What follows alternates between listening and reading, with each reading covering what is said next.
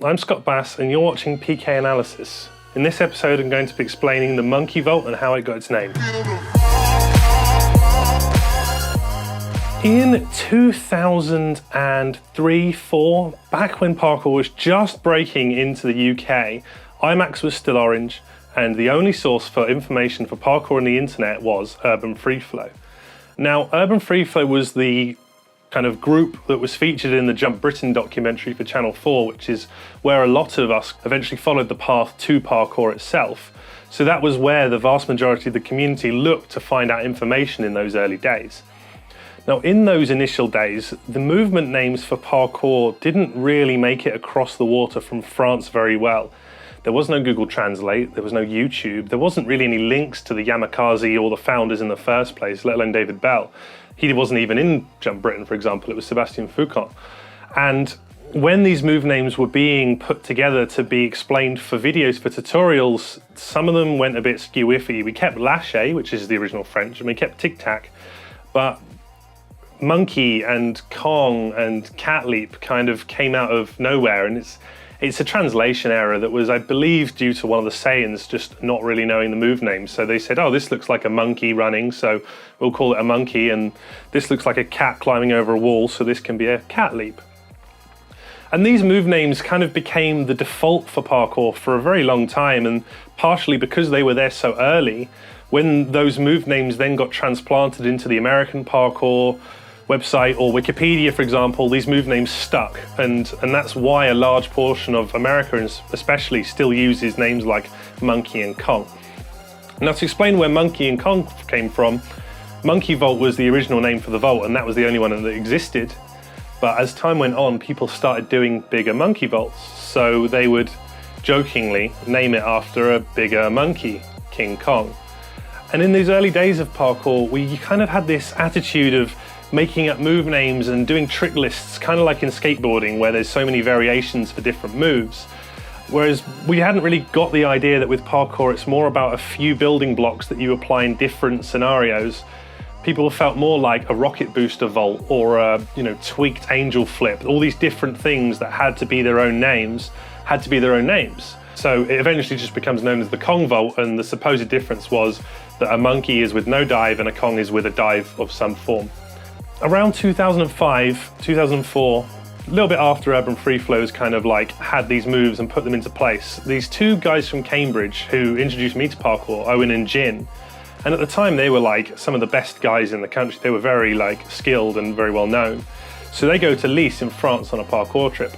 And while they're there, they meet some of the French parkour practitioners and they learn the original move names. Now, the original move names for a monkey or a Kong is saut de chat, which is jump of the cat. And the original move name for a cat leap is saut de bras, which is jump of the arm.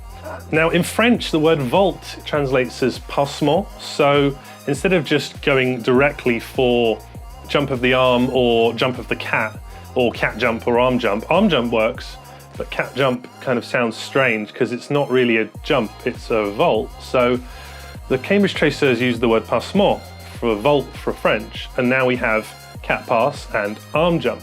And similarly on this trip, they learned that there is no difference between a monkey or a Kong. It's that move is that move. Catpass is a catpass, no matter the size, the scale, 2 foot, 1 foot, split foot, sideways, forwards, cap precision, cap, double cap, it's all the same. But that was only found out after this time. And during this period, Owen in particular had a big beef with EZ from Urban Free Flow. And now, while Urban Free Flow isn't run anymore by EZ, it's completely separate and a new company. Back then it was. So Owen has this big problem with EZ, and he doesn't want to use EZ's names, amongst also finding out that these names, Kong and Monkey, are the wrong names. So Owen and Jin come back to Cambridge, and that's where I learned the names Catpass and Arm Jump. And similarly, through their influence, I think a lot of other places started using those names as well.